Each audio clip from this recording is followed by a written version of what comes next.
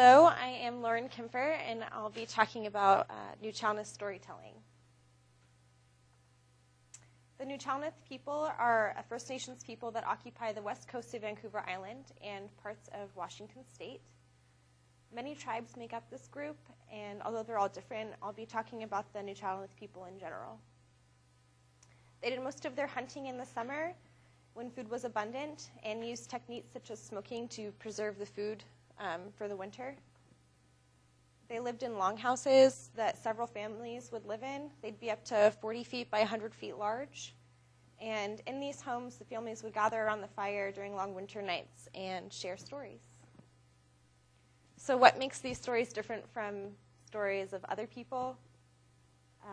It's the themes and values that are represented in the stories, the distinct characters that are used throughout all of the stories, and the spirituality expressed by the Nuu-chah-nulth people. Stories, you see, are not just entertainment. Stories are power. They reflect the deepest, the most intimate perceptions, relationships, and attitudes of a people. Stories, how a people, a culture, thinks. I found this quote from a Nuu-chah-nulth elder on an article talking about the importance of storytelling and rebuilding the Nuu-chah-nulth culture. There's a link here to a video on the Nuu-chah-nulth website, and it talks about the values that they try to teach their children, and it also discusses how grandparents are often the ones that give that knowledge. So check it out. It's pretty cool. To describe the values and themes taught by the stories, I'm going to tell the story of how Son of Raven captured the day. The version I'm going to read is from the book Sawak, A Nuu-chah-nulth Worldview by E. Richard Atleo. They had no light in the beginning. Son of Raven suggested that they try to capture the day. Across the waters, the chief owned the light of day, which he kept carefully guarded in a box. The people who lived in darkness grew tired of this and wondered what to do. How can we do that? He was asked. We will entertain the chief with a dance. Son of Deer, who can not only run fast but also leap far, will dance. If we are to capture the day, Deer must dance as one who is inspired, as one who captivates an audience. And then what will happen? They asked Son of Raven. Deer will have a soft, dry cedar bark tied behind him. When no one seems to expect it, he will dance close to the day box and dip this bark into the fire. Yes, that is a good idea, they said. All was now prepared. Every exacting detail of ritual, ceremony, and practice had been observed. Son of Deer was dressed in his finest dancing costume, and the soft, dry cedar bark was now carefully tied behind him.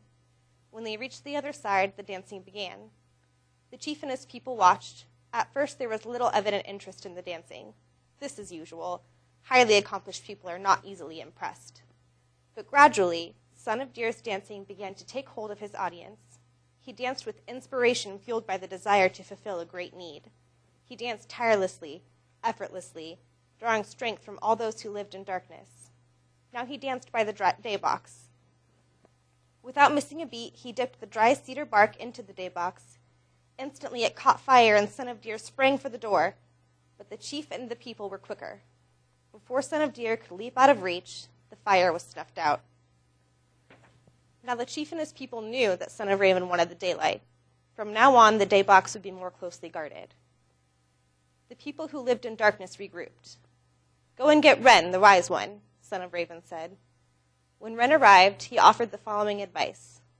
The chief has 2 beautiful daughters, and the sockeye salmon are running now. Women will be cleaning and preparing fish. Turn yourselves into sockeye and swim to the other shore. When you are captured, you will then have an opportunity to kidnap the chief's daughters. So everyone transformed into sockeye, except Son of Raven, who would be satisfied with nothing less than taking the form of a giant king salmon. When the people of the day saw the huge king salmon, they asked, "Is this not Son of Raven?" "Yes, it must be he who wishes to take the day from us." When Wren subsequently advised a transformation to salmonberry shoots, which are also then in season, Son of Raven again foiled the plan with egotistical one-upmanship by transforming into a giant salmonberry shoot. However, Wren is not named he who always speaks rightly without good reason. Rather than rejecting or chastising Son of Raven for his blunders, Wren devised a plan that would take advantage of Son of Raven's great desire to do great deeds. This new plan required that Son of Raven transform into a tiny leaf that would float on the chief's well. When the chief's daughter came for a drink, Son of Raven would maneuver himself in such a way that she would be made to swallow him. So it happened that Son of Raven became a tiny leaf floating in the chief's well. When the chief's daughter came for a drink, she dipped her cup into the well. As she lifted her cup to drink, she blew the tiny leaves away from her side of the cup. She drank deeply. One tiny leaf drifted toward her mouth.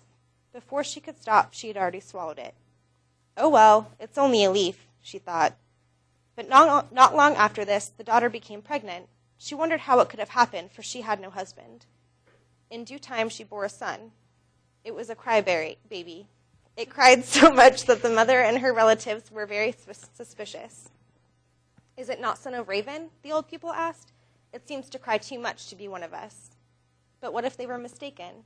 What if the baby really belonged to the chief's daughter? They could not be sure, so the baby was accepted. As the baby grew, it continued to cry and whine a lot. When the baby was old enough, he loved to play in the canoes. All day he would play in these canoes. He also knew about the paddle of great power owned by his mother. With one stroke, the paddle could propel any canoe a great distance. The boy began to whine for this paddle. He whined and whined. Finally, his mother relented. Still, the mother was careful. The boy could play with the paddle, but the canoe must remain tied to the shore. Again, the boy whined and wheeled until he was allowed to paddle freely about.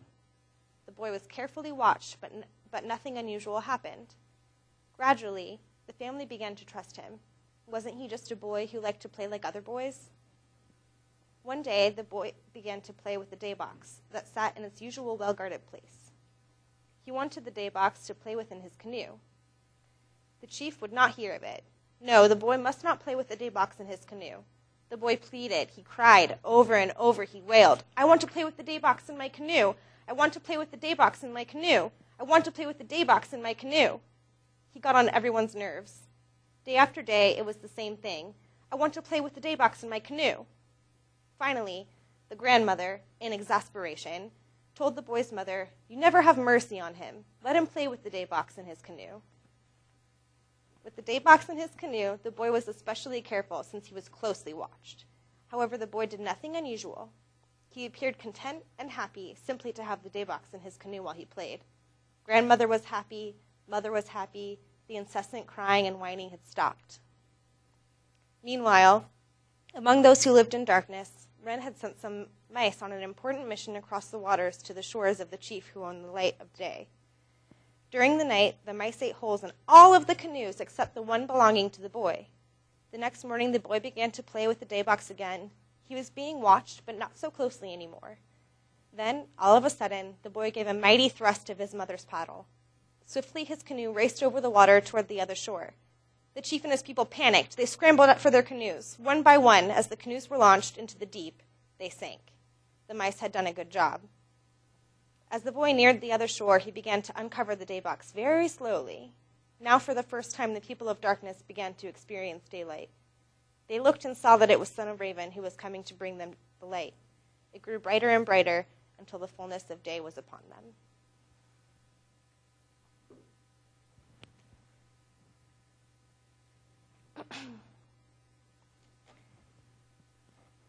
So in New Chalneth, Afi is the word for kind, but it means much more than that.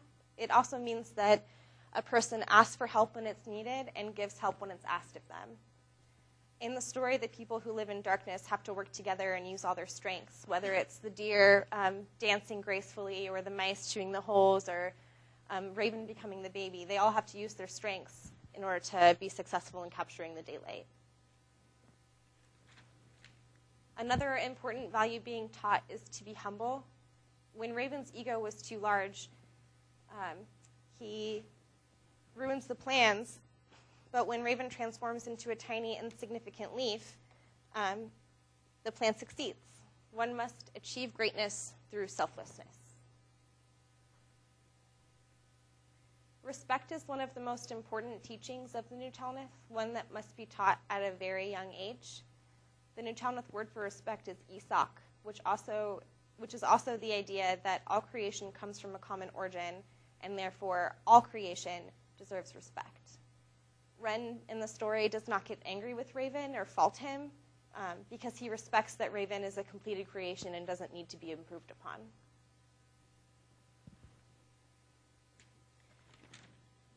The means of a task must fit the ends, or it won't be successful. Son of Raven wants to bring daylight to his community, and in order to do that, he has to become a part of the community that already has daylight. So I'm going to talk about the common characters. A lot of them I've just told you about in the story, but there's a few more in here. So Raven represents the two aspects of humanity.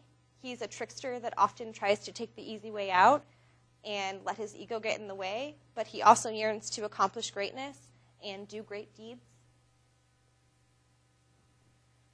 Son of Deer, the Newtoneth word for it is also up there, but I'm not going to try to pronounce it. Son of Deer represents grace and agility. Son of Mucus, he was born from the mucus of a grieving mother whose daughter was stolen by the pitch woman. She was so devastated that she would cry and she'd wipe the mucus away from her face, and it would always land in the exact same shell. And from that shell, Son of Mucus was born, and he is a hero, a rescuer, and a transformer. The pitch woman, who's also seen as the wild woman of the woods, I'm not sure why there's a difference, but they're described as the exact same person. She has a basket on her back that she carries and captures children and puts them in and eats them. The stories of her are told to keep kids from traveling too far away from home. So this is Wren, and he is the character of wisdom. The literal translation of his name means a condition of speaking wisely. So Wren always says what is wise because it is in his nature to do so. The eagle represents strength, respect, and foresight. There's actually a story of Raven trying to steal Eagle's fishing style, but Raven doesn't have the eyesight for it, so he fails miserably. Heshukish Salak means everything is one in Newtoneth. In Newtoneth's stories, the spiritual world and the physical world coexist. Communication and travel between the physical and spiritual worlds was common, although it was difficult, as shown by the water in the story. And it's also seen in the culture of the people, because before trying to complete any great task, the people would pray sometimes for months until assurance that they would be successful came. The values taught, the characters used, and the spirituality of the Newtoneth people make their stories truly unique. There's so many more stories out there, and I encourage you all to read them and from them glean a little bit more understanding of these people and their history and the way they view the world.